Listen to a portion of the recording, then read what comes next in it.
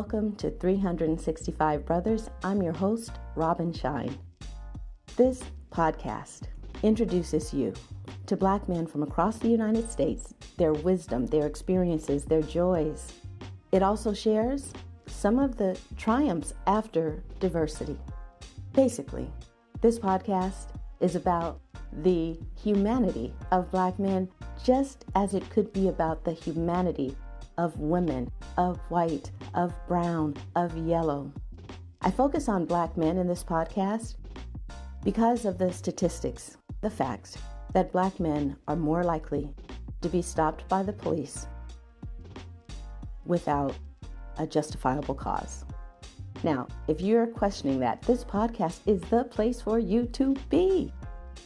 I ask each man the same 11 questions, and one of them asks about their interactions with law enforcement. The point of that question is to show the commonality in who is stopped, regardless of profession, regardless of age. The other thing is to just share the diversity of experiences of Black men outside of what you see on TV, in movies, outside of the stereotypes and the tropes. Now, if you're wondering, it is a subtle process. So don't just listen to one episode. I recommend listen to 5. When you listen to at least 5, you get it. You will truly get it. And after that, you'll either be hooked or not. But this is a 5-episode minimum, so get ready, get comfy. This is 365 Brothers. Welcome.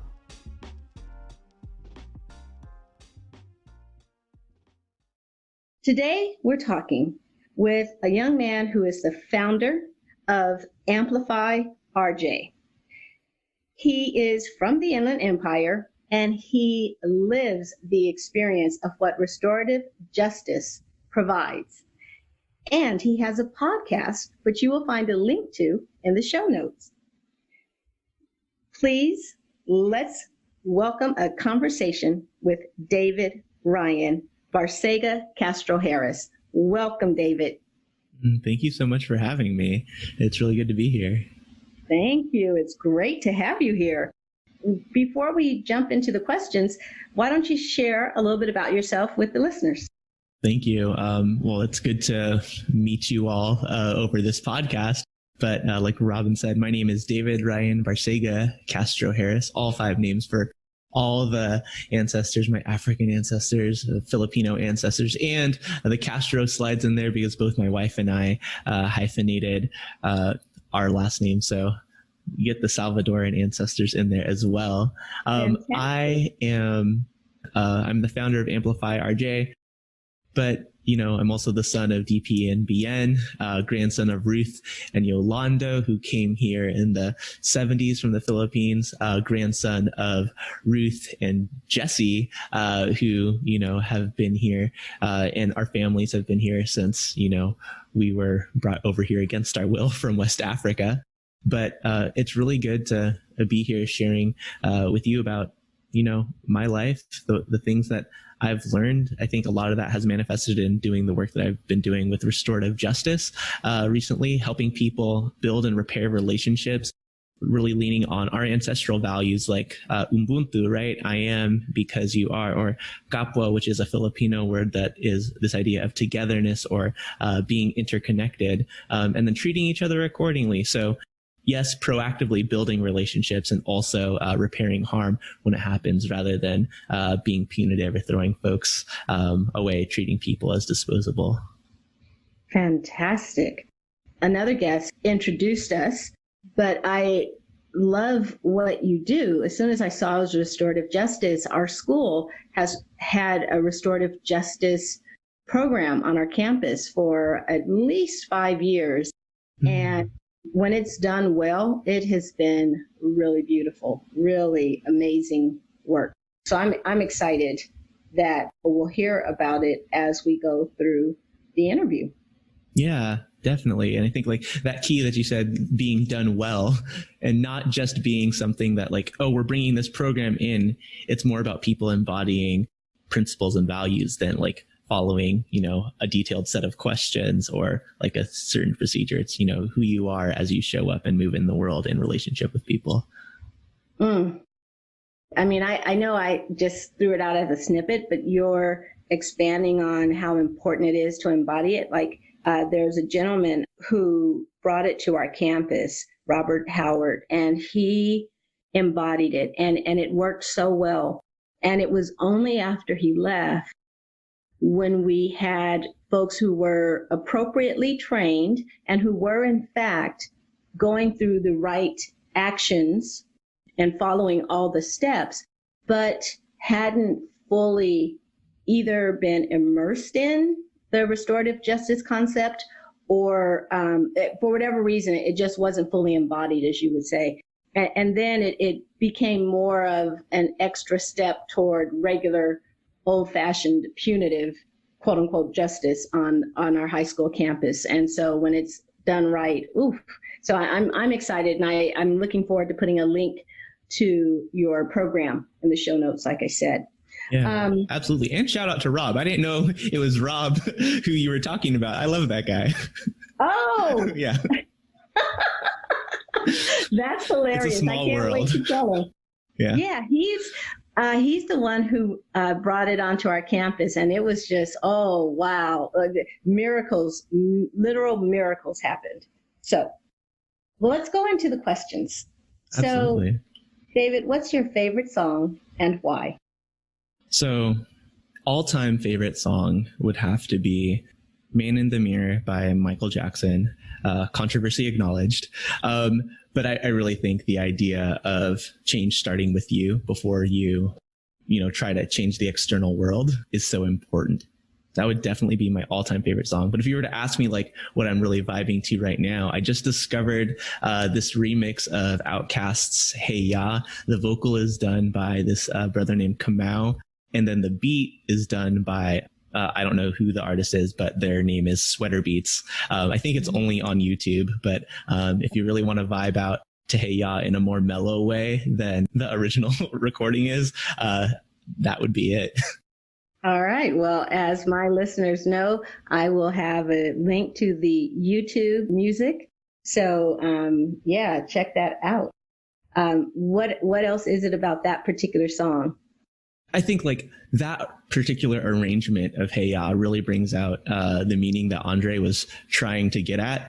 I think that line that gets missed in the original recording of Hey Ya is like, y'all don't hear me, you just want to dance. Because he's singing about like really the struggles of whether someone wants to be with him in a relationship. But it's like really set to like this really dancey track. And so like that's what I really appreciate about this arrangement. So we can actually be with the lyrics and the message. Yeah, I mean, there's still definitely like a beat that you can vibe to, but the lyrics come through a little bit more for me. Okay, great, thank you. And what's your favorite childhood memory and why? It's hard to isolate it to just one, but like it would definitely have to be some time on the basketball court. From the time when my parents bought me like, that little Tykes basketball hoop, with, the hand, the ball, now the size of like my hand, right? A memory that's coming with basketball would be me and my little brother out in the yard, just playing the two of us. And we wouldn't play against each other. We would play with each other and like imagining that we were playing against different people. Sometimes we would like lower the rim, and so like I could like dunk the ball like alley-oops, and we're talking about being 6, me being 10, and like dunking on a 7.5 foot rim. But those were just really good times of imagining that I was Kevin Garnett and he was Jason Kidd, or like our favorite players of the time being Tracy McGrady, but just being lost in the game and hanging out without worries. I love that you guys were playing against. Was there a favorite team that you guys would often choose to be playing against? No, not necessarily. I think a lot of the times it was like we are the all-star team, and so like we just got to choose our favorite players to be, and then like play against, because like we would be playing both sides of the game, right? So like if we're the West All-Stars, like we're Kobe and Jason Kidd and Kevin Garnett, but then like when we switch over, oh no, now it's Allen Iverson, Tracy McGrady, and like Paul Pierce. I get playing it. both sides of the yeah. Okay. Speaking about all-stars, let's talk about accomplishments. I asked this question in two parts. First, an accomplishment that means the most to you personally. And then second, an accomplishment that others are wowed by, or they go, really? Or, So let's start with the first. What is an accomplishment that means the most to you personally? And I think it's hard to think about this as an accomplishment since I'm still building it, right? But I've started my own business, right? Amplify RJ is a platform that I started with an Instagram account, just sharing what I know about restorative justice, and then started offering workshops and have, built out some infrastructure around it where, I have people on my team who I get to pay, and like, I don't like provide for their whole lives, but like, one of them shared with me like, oh, you just paid for the down payment on my car. Thank you. Right. And being able to, one, put out the work that I know is meaningful and impactful in the world, be able to sustain myself to some extent, still working on like making that like where I want it to be, but also being able to support others who are living the work and helping achieve this vision is what I am most proud of, for sure. Not a lot of people know that yet, so I would hope that would be what's most impressive to others. I think people used to be impressed by when I was a little kid that I ran the LA Marathon when I was in 8th grade. What? I was just reflecting on that recently. But, I've done a lot of things that, different people have found remarkable. Like, I climbed up Mount Kilimanjaro. I had to be carried down. Wow. I've had. Wow. Okay. Okay, hold on. How did that happen? Like, what? Right. So I used to coordinate service trips for a church. We used to take routine trips like to Kenya, to a camp where they're set up to help the community and help the Maasai community. So either we would be taking doctors out there to the clinics, or like we would be taking people to help, build schools. But as part of one of those trips, we decided to go from Kenya to Tanzania and hike Mount Kilimanjaro. And it's the way that we did it, it's like a 5-day trek, and you have to take it slow because of the altitude change. And by day, I think it's 3 days, and then like you stop, and then like 4th day is you summit, and then you come back halfway. And then the 5th day you're coming back. So on day 4, I was already coughing up blood because, my lungs hadn't fully adjusted to the altitude. But wow. I was really determined to like, I'm going to make it this far. But let me tell you, if somebody's never dealt with altitude sickness, it's crazy. Like I would take like 3 steps and have to like rest for like 10 seconds or more. Right.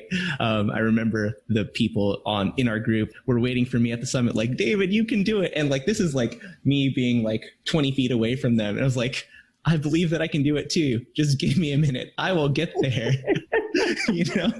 And so like laboriously taking those steps, and all the way back down, I couldn't hang. So I had to be carried down, but I'm very proud that I got up there. I'm not ashamed that I had to be carried down, but I think it's not as great of a story. Look, so just so you know, I'm like, wow, okay. That is so cool. How old were you? Oh, it was 2015, so I was 24 years old. Let me just tell you this. What is that in Palm Springs, San Jacinto, right? Yeah. Mm-hmm. So I took the tram up, and, then we went hiking, going further up, and I had some altitude sickness, and that's not even. Right. That's like, I think that's 11,000 feet, and Kilimanjaro is 18 something. Yeah, exactly. So I like, I'm just like, you are amazing because I had just very basic altitude sickness and to do that at that height. And I just love the adventure of it. It just, anyway, I didn't even let you add anything else because I got so sidetracked by that, as it personally is one that I'd be like, oh, that is cool.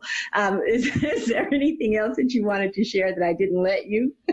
Um, I think like sometimes people are impressed by, the degrees that I have. Like I've graduated after high school 3 times. I'm an X-ray tech, which, I still have been since 2012.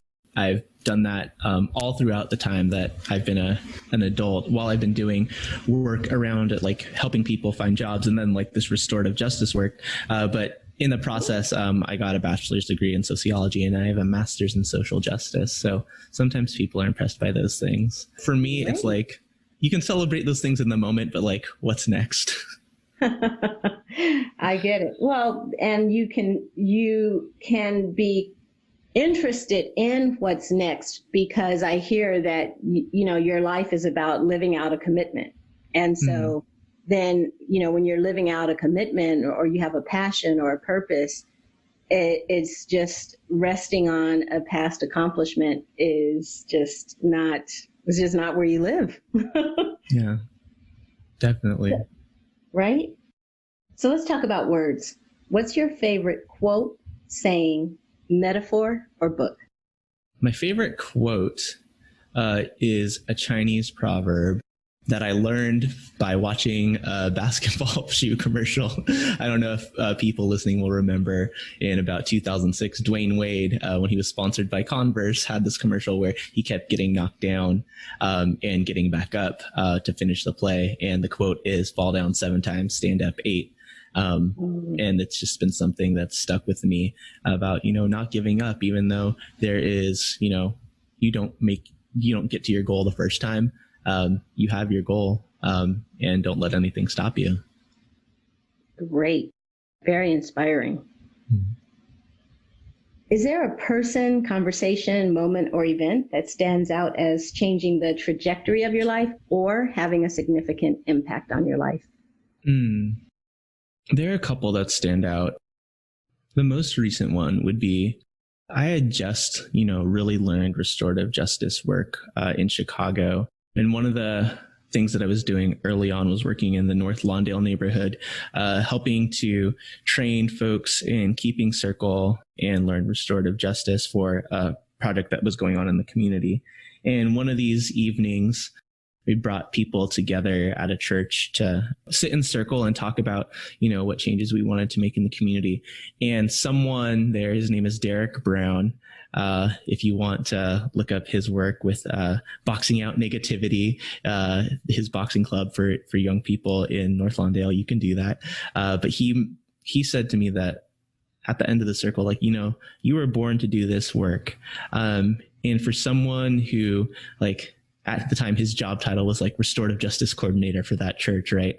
To recognize in me the passion and the drive and the potential. That was really impactful to, keep going. Right. And was that a turning point in you committing to it? That's interesting. I think I was already committed, but I was really just dead set on, I think like the affirmation from somebody who is also doing the work is motivation to keep pushing. Because if you're going to isolate things to turning points, I don't know that like I've ever made like a drastic pivot. Things have always I've always just viewed things as like the next moment on my journey. And like in the big scheme of things, it makes sense. Even if it's me quitting a job or deciding to move or going back to school, it's just like, oh, this just seems like the natural evolution of things. Yeah. All right. So then what is a moment or event that highlights your experience as a Black man in the United States? Yeah. It's a tough question to answer for a lot of reasons, right? One is that I'm biracial, right? if you look at me, depending on where we are and depending on your background, you'll think I'm Brazilian or Puerto Rican or Dominican or Hawaiian or something else. A lot of people do identify biracial, and it's always a guessing game. Like, what are you? And that is a super annoying question to have to answer, because the answer is like, I'm a human. Where are you from? Colton, California, right? Where are your parents from? Also Colton, California, or like DC or the Bay, you know? And so like as a biracial person, that is something to navigate. And a lot of the times I am perceived as, you know, just an Asian person or just a Black person. And so when we isolate it to being a Black man in America, I think, you know, thinking about all the times people show that they don't care about Black people. And I think my father is Black, my mom's Filipino. And I think this was after, this was 2016. So it was after Philando Castile and Alton Sterling. And my dad and I were talking, and he was saying like, you know, it's not that they hate us. They just don't care. They don't have to. Yeah. And I think that was something that like was really shifted the way that I looked at, you know, white people who I perceive to be racist. Right. Yeah. Say more about that. When tragedy strikes like that, when police shoot people, when police shoot Black people for being Black, right? Whatever the reason, it would not have happened because, like, if they were not Black, it would not have happened, right? And then white people generally are always like, well, he shouldn't have done this. He was blah, blah, blah, blah, blah. She was resisting. She should have just followed the rules. Like, it's dehumanizing to think that the outcome would have been different if they had just acted a little bit differently, knowing that the outcome is because of the color of that person's skin. Is really hard. And when you go down the wormhole of Instagram or Facebook comments, and people are saying like all kinds of ignorant things, when my dad's reframing it as like ignorance and apathy instead of hate, it's different. I do believe like there is hate out there, but most of the times it's ignorance and apathy. And so like it allows me to have, I guess, to not dehumanize them for not seeing me as human, right? Me or people who I love. Because like I do acknowledge that like I benefit from like light skin privilege, right? When people, you know, see me, they don't often think like, oh, this is this dangerous person. I think like what I get a lot of the time is like, oh, you're not one of those. I was like, one of those what? Right? It's like, you're educated. Is what? Like, I don't really know how to respond to that. And this happens like in places where you wouldn't really expect it. Like I shared, I'm an X-ray tech. This happens in the hospital where not a white person, an Asian person is saying like, oh, like I have such a hard time, like dating Black guys. And like the person she was talking to was like, you can't say that. And she saw that I was in the room, was like, I'm not trying. I primarily work at night. It's like, I'm not trying to have this conversation about race and why you said what you said is not okay at 3 a.m. But just because I'm educated doesn't make me like more worthy as a like human, right? When people say like, oh, you're so articulate or so eloquent, and I was like, what did you expect? Right. This one's a little bit more forgivable, but I was working in Haiti for a little bit. And somebody a white person came up to me asking me for directions to somewhere. And I just, you know, in English, like told them where they need to go. And they were like, oh, that's great. You speak English so well. And I was like, yes, I'm from America. And like, I understand like why that it like, there's nuance to that interaction, but still like on top of like all the other things that, happen over life, it builds up. Yeah. And there's so, there's so many juicy things in what you just said. One, just how these experiences, these comments, these questions, how they build up over a lifetime. And, I love that there's the term microaggression becoming more popular, because they're not big things. I was in a Target, and this guy who worked at Target, I was stood in the wrong line. I was purchasing these little hard cider things, and so I couldn't go through the self-checkout. I had to go through the main line, but they were both super long because it was at the beginning of the whole COVID thing. Mm-hmm. And so I'm older now, but you mentioned light skin privilege. There's cute girl privilege too. Mm-hmm. Like, no matter your skin color, you can get used to having things kind of go, okay. And so anyway, so I said to the guy who was, in charge of getting people to the right line, I said, I just stood in that long line over there, but I had the wrong thing. Do you mind if can I just, go ahead and be next? Which, was a big deal. But like I said, these lines were super long. Anyway, and so he said to me, I just saw you going over there. And what he was communicating was that he assumed I was trying to get over on someone, Mm-hmm. And I just thought, and there was a tone, like there was a whole attitude around it, like, like I was a wrongdoer, you know what I mean? Mm-hmm. A lawbreaker naturally. And it was so offensive to me. And it had me really sit with that term microaggression, because I was familiar with it, but I didn't really, do too much with it. And I realized, because it irritated me and annoyed me and it hurt. And when that happens, once in a while, okay. But when you live a life where that happens over and over again, it's just something that stays there. And then the other thing that you said that really stands out is when you talk about the ignorance and apathy, because we do tend to focus in our, when we talk about race relations, a focus on who doesn't like someone else or is not standing up for. But when you do frame it in terms of apathy and ignorance, I think of how I could be embarrassed to say it, but it's just the truth. I think about how I experience my relationship to homeless Americans. I'm willing to give money here and there, but I'm not out on the streets demanding that they be housed. I'm not getting uncomfortable in my stand for a basic human right. And so when I realize that about myself, it does help me be compassionate about those people who are not on board and standing up and protesting against police abuse. That it is a human thing to be moved by some things and not moved by others. And, sad to me. And I even, I hear myself judging it, but it is something that happens. Anyway, That was long.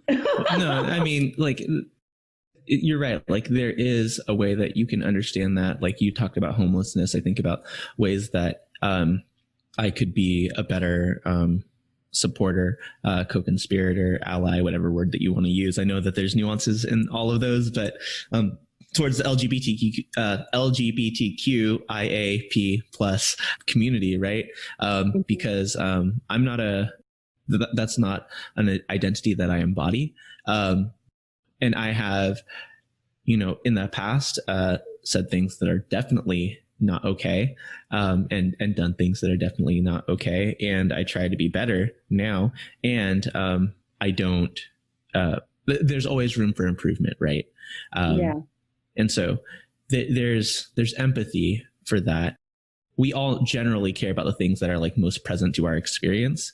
And when there's this level of injustice, like systemic racism, not just, police shootings, it's really tough. I'm so glad. This is why I love conversation, because even in what you just said right now, you help me distinguish, because then I wonder, well, how is this different from standing for homelessness? And because you point to the structural nature of it and the depth of it. And so there's the fact that we're always going to be striving to be better human beings and, standing for the thing that calls to us to make a difference with. But, I appreciate you reminding us that when we're talking about racism, this is a structural and deeply embedded, it's more than laws, but context in which people live. So anyway, thank you for all of that. Yeah. So that brings us to, have you had any interactions with law enforcement?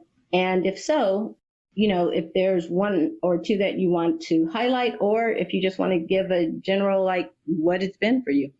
There haven't been any significant interactions, thankfully.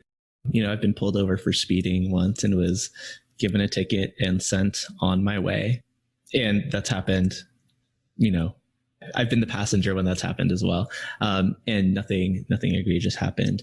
I've also worked in close proximity, not just to police, but people in the criminal legal system.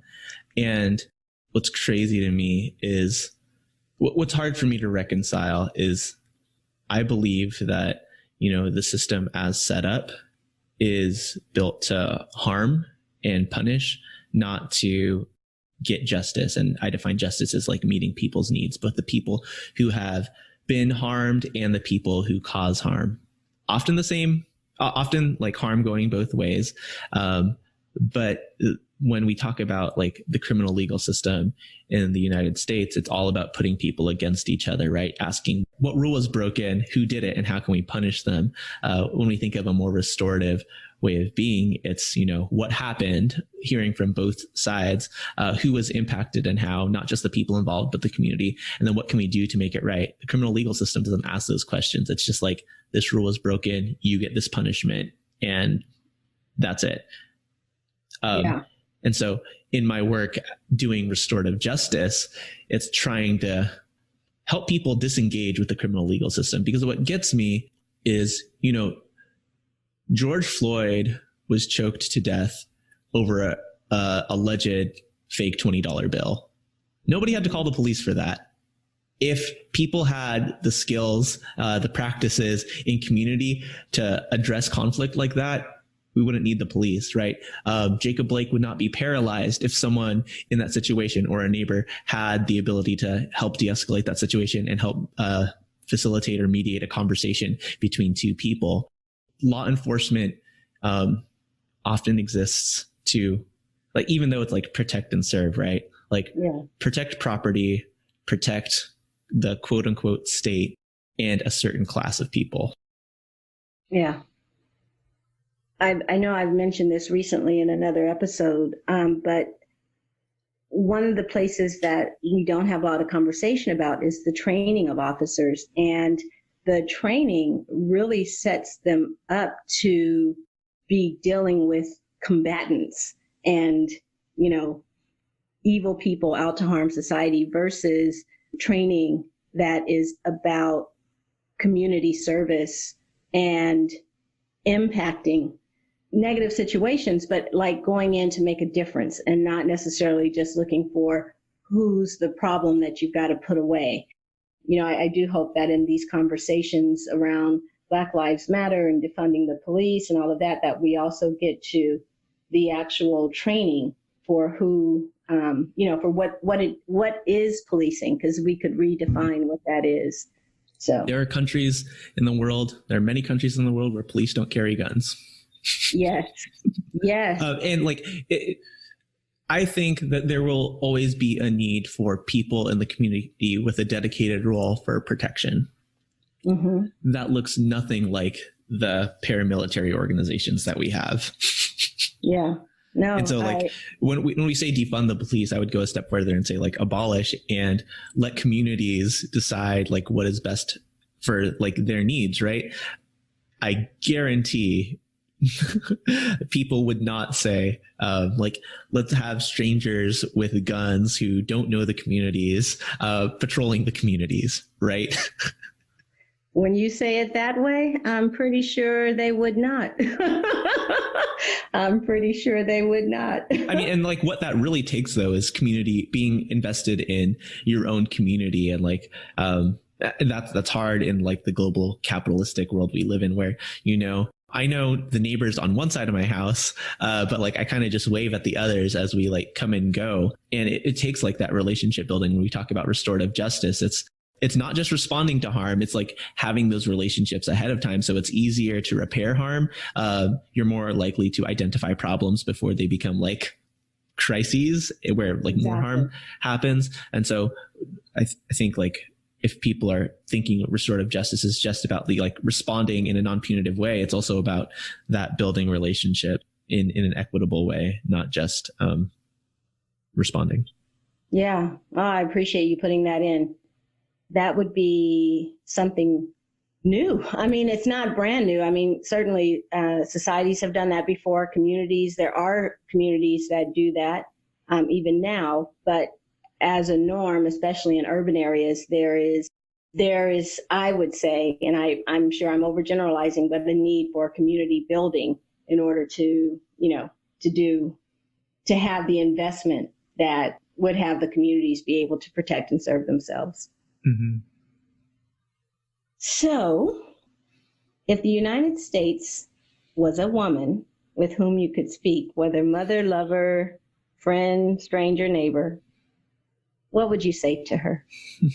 How do you define the United States before I answer this question? Well, again, she's a woman in the sense, but I just use that's just, the gender I give her. And she can be lover, friend, neighbor, stranger. You get to define sure the relationship and then what you'd say to her. Yeah. I would just ask like, what's going on? What's happening? What do you need? Because like what we have isn't working. So what do you need in order to meet the needs of the people? Yeah, meet the needs of the people, because so many of our needs aren't getting met. So how do we focus on, the things that we need instead of the things that, we're afraid of? Which brings me to, what is left to you? Helping people get their needs met. And I think that is often like tangible physical needs, but like emotional, spiritual needs as well. Love shows up in different ways in different relationships, and is needed at different times in different relationships. And so, but I think like at the end of the day, it's like the verb to love someone is to meet their needs in the way that you can. I like that. What is something that you've learned through your work, your training, your experiences, or your adventures that you believe more Black men should know? That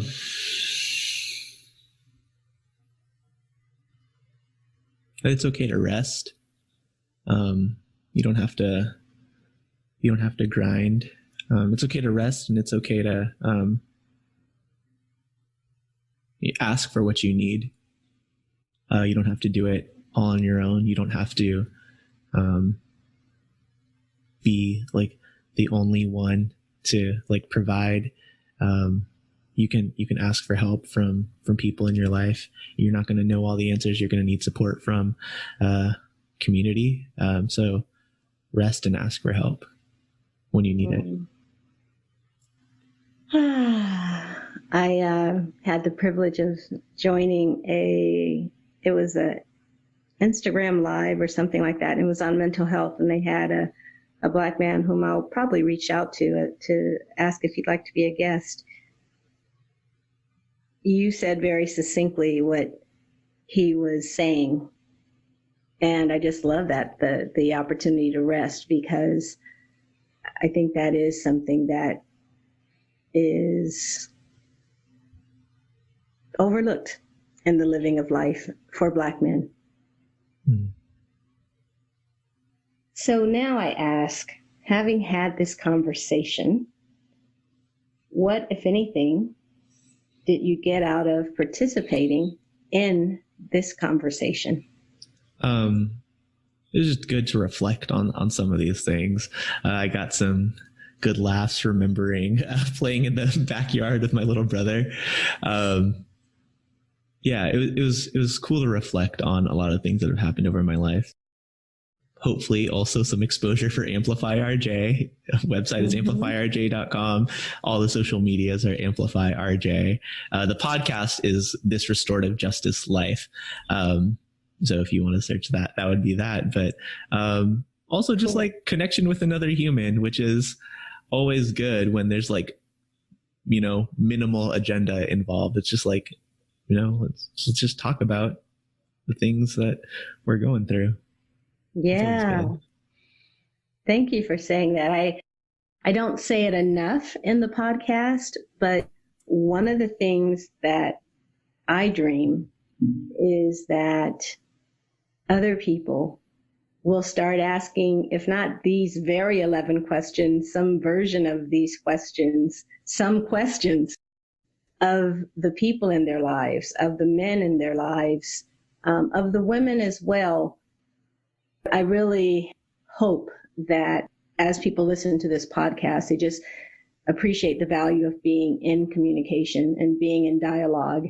And this interaction with you, I think because of the work that you do with restorative justice and what you bring to the conversation, I just found that it really brought up new memories for me and new ideas. And it's like, it's the beauty of the back and forth and the growing. And it's not about that we're coming to some agreement in conversation. It's about that we're both becoming more aware, more clear, and maybe even getting a new perspective. And there's just so much value in that. And so I've just really appreciated this conversation with you, David. I love so many times the commitment that the brothers that I interview have. In your case, your love of humanity, like your commitment that people are in relationship with one another, that we see each other not as if we have no flaws, but that we love each other, flaws and all, that we just embrace the humanity that we are. That's kind of what I'm left with, that you are in the world. So thank you for being that person. Yeah. I think all I have to say to that is thank you. It's good to be affirmed in that kind of way. Thank you for listening to 365 Brothers. I certainly hope you enjoyed the episode. I encourage you to subscribe. Please leave a review. I want to know what you think. Also, if you know someone who would be a fantastic guest for 365 Brothers, please direct them to our website, 365brothers.com. You'll also find all the episodes there, 365brothers.com. And your support is welcome. And remember, to listen is to love.